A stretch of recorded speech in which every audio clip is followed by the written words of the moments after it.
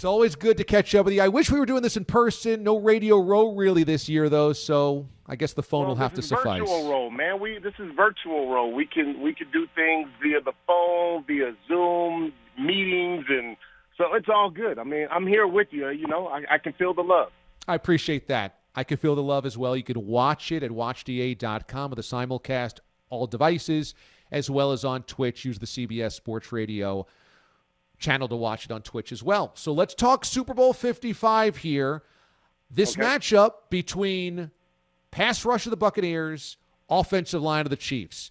Does it look like a mismatch to you because the Chiefs are dealing with so many injuries?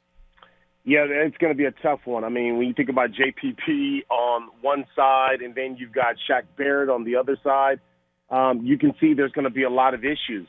You're hearing people going back and forth talking about, the Kansas City Chiefs and how are they going to be able to handle this mismatch, especially when you look at that defense that get after the quarterback. But the one thing I would caution everyone is should never doubt the Kansas City Chiefs. I mean, Eric Bieniemy and, Andy Reid have done a great job in game planning. I think all season long they've really been trying to move pieces around. And I fear that the Tampa Bay Buccaneers may get a little over or in front of themselves and start to try to maybe blitz and send pressure. But you got to remember, when you blitz and you send all that pressure, you got a one-on-one matchup. You know what I mean? And that one-on-one matchup now leaves you with Tyreek Hill and whoever. And I'm 100% of the time betting on Tyreek Hill to win that matchup. He's just too fast, too elusive. So all in all, I think that they're going to be able to handle not having that. I mean, look, don't get me wrong now. Not having your right and your left tackle, and, of course, let's not forget LDT, as well, who, obviously, decided to do, goodwill over in Canada. They didn't have their guard all season long. So there's a lot of missing pieces up front for the Kansas City Chiefs, but I think they can adapt. I always hesitate to project too much with young players and say, oh, this guy's definitely a Hall of Famer, this guy's definitely a bust, because situations can change, circumstances can change, and the future can change, obviously, in sports. But it's hard not to do that with Patrick Mahomes. It's hard not to project a 10, 12, 15-year career that ends with multiple championships and multiple MVPs and a Hall of Fame bust.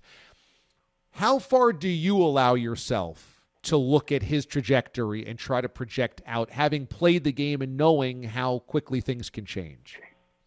Yeah, I think greatness is measured over time. It's measured when you've got enough data to be able to say, hey, you know what? In all of these different circumstances, under all of these different measures. And I think on the other side, we're seeing this with Tom Brady. Now, let me explain what I'm saying.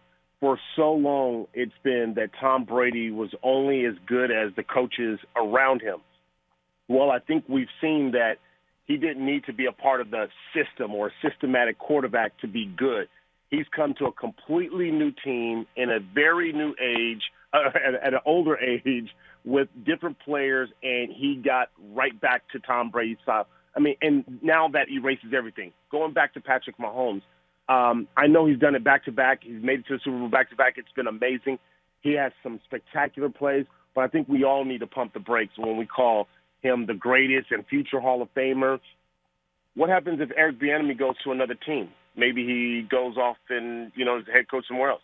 What if Andy Reid decides to retire, right? And now all of a sudden he has a different system and he has to adapt. Can he adapt? We've seen this many times before. I'm just thinking randomly about he's now old school, Aaron Campman. He went from the Green Bay Packers to having 17 sacks in one season, moves over to a different team, and now all of a sudden he doesn't have the same type of production. Why? They moved his position, they do new coordinators. All these things can really project or change the projection of a player and his ability to produce. So I'm always a big fan of seeing how players adapt with multiple coaches. Tom Brady has done that with different coordinators. Akbar Gbaja-Biamila joins us this morning here on the show. Danny Amendola had something interesting to say yesterday. A guy that won 2 rings in New England and said the Patriot way is Tom Brady. The Patriot way is not the coaches, it's Tom Brady. How'd you take that? Agreed. I agree. And I think for a long time we just didn't know because it was such they were always closing their mouth. No one ever said anything, and they were all so like robots. You didn't see the personality. You didn't get the secret sauce. And I think what we found out now is that the secret sauce has always been Tom Brady. We thought, this is not to say Bill Belichick is not a genius and Bill Belichick is not the greatest head coach of all time, because he assembled a team. He usually did more with less, which is great. I look at Tom Brady, he did the same thing. He did more with less. Now he's doing more with more because he's got the big receivers and the big-time receivers, and he's got a great defense, right? So I look at this and I go, for me, Tom Brady was always the secret sauce. The Patriot way, exactly. I agree with Danny Amendola, because you can see immediately after he left, we saw the impact and what it did to the Patriots. Well, you played for 3 teams, the Raiders, the Dolphins, and the Chargers. Tell us what the reputation within the league was of the Patriots. Did people believe that, hey, it played there or played against them, that the Patriots, Tom Brady's Tom Brady? No, I never got that. That's funny that you say that, because I've come across different players. I've had different coaches. Rob Ryan, who spent some time with the Patriots, he ended up being my coach with the Raiders. And I think it's a part of selling the mystique, right?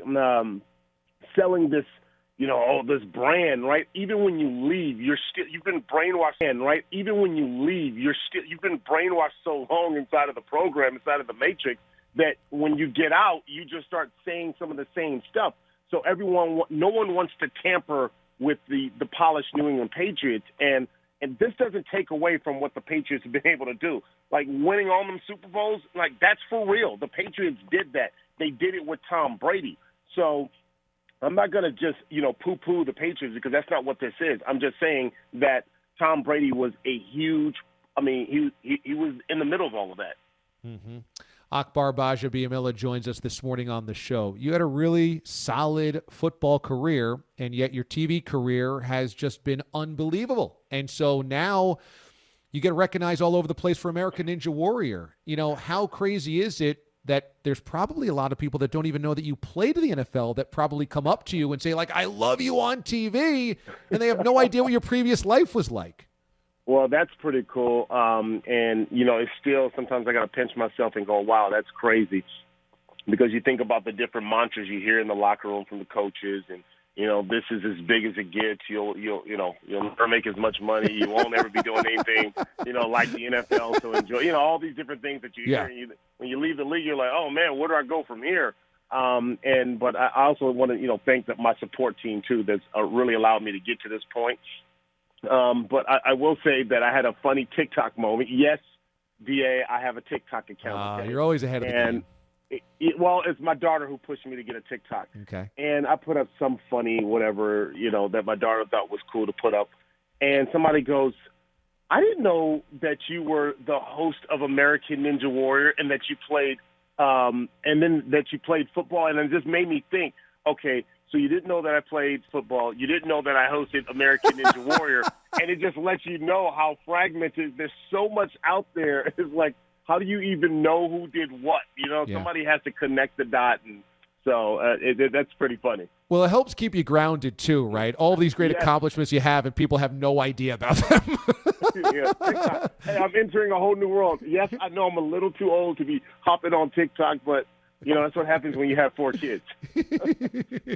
You are our resident Bible of modern-day hip-hop, and let's play for you a clip where Akbar, we always love this clip, gave us his sense of modern-day rap. That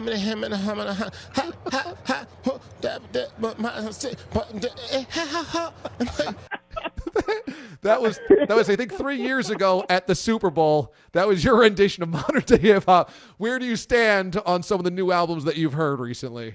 It's still the same thing. It hasn't quite left. I think every 5 years there's a new tune, and now it's like you wanna hit hit me I'm like, what are you saying? Okay. I want that old school Tupac. I can hear every lyric. I want to hear that Biggie Smalls. I want to hear what you're saying. Give me something. I love it. Akbar Gbaja-Biamila joins us this morning on the show, and you are also working alongside Experian. Now, they're trying to help people protect their financial health, which is huge right now, obviously, because of the economy and because of rollbacks in spending, et cetera, because of the coronavirus over the last year plus. So talk to us about Experian and how people perhaps can get educated and financially literate and helped out by this. Well, first off, I'm excited to be working with Experian again.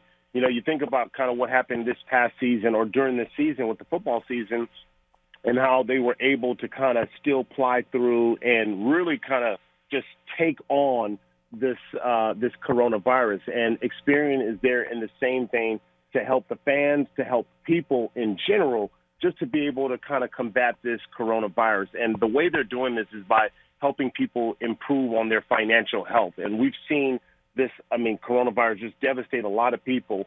And now Experian Boost is giving people the opportunity to boost their credit score by, submitting your cell phone bill, your utility bills, your streaming networks or services like Hulu and Netflix, and the list goes on. You can submit those in and boost your credit score by getting credit for paying your bills on time. And that's such a huge thing. Never before really have people had this type of control to be able to control and impact their credit score. And I say it's important because during this time when there's been financial devastation due to the coronavirus, to be able to have that credit, to be able to use that as leverage, to be able to get yourself back on your feet, be able to get yourself back and moving in the positive direction, in the right direction, I think that's huge. So for those who are interested in boosting it, I'll give you, just a personal story. And this is real talk. During this, and people think, well, hey, man, didn't you play in the NFL and don't you work on TV? That doesn't mean that I'm immune from, the financial impact. All of us, no matter where you are financially, all of us took a huge impact. And I started to do this. I've got the Hulu, I've got the Netflix, I've got Amazon Prime, I've got Disney Plus. And by submitting those things, I was able to help because I took a hit. I took a hit during this thing. My credit took a hit because there was, money got funny. You know what I'm saying? Let's just keep it real. Money got funny real quick. And I think the whole world knew that. And by me doing that, I was able to rehabilitate my credit score and get it all the way to a 791. And so that is big time when you talk about that. That's the highest I've ever had my credit score at any point. I was like, well, I know I got to entertain these kids. I got mouths to feed. These kids are like, they sitting in the house like, Dad, what do we do? We can't go outside and play with anybody. So they've been streaming like crazy. And so you can go to Experian.com/boost if you want to be able to join on to get that boost and get your credit score boosted. Yeah, that's huge because credit is also kind of this funny, vague, shadowy type of thing. You don't know how it works, and to have some control over it because it affects so much in your life is a huge deal. So that's Experian.com/boost, Experian.com/boost. Akbar Gbaja-Biamila all over your TV for American Ninja Warrior, also the author of Everyone Can Be a Ninja. We've talked about that book here on the show as well before. Just an awesome football mind and obviously a great hip-hop resource as well. So, Akbar, it's awesome to talk to you, my man. It is so good to see your face as well again. I can't wait till we can do it again. I appreciate it so much, and enjoy the Super Bowl, bud. Hey, thanks, D.A. And guess what? When I come back, by the grace of God, next year, I'm going to have some lyrics from. I'm going to translate next time. I didn't do that, but I'm going to translate next time. So remember that. I'm going to translate. I love it. We'll keep you on the docket for that. I appreciate it, man. All right, man. Okay. Akbar Gbaja-Biamila joining us this morning on the show. Also being able to watch him at watchda.com and on our Twitch feed as well. That's at CBS Sports Radio on Twitch. Akbar's always awesome.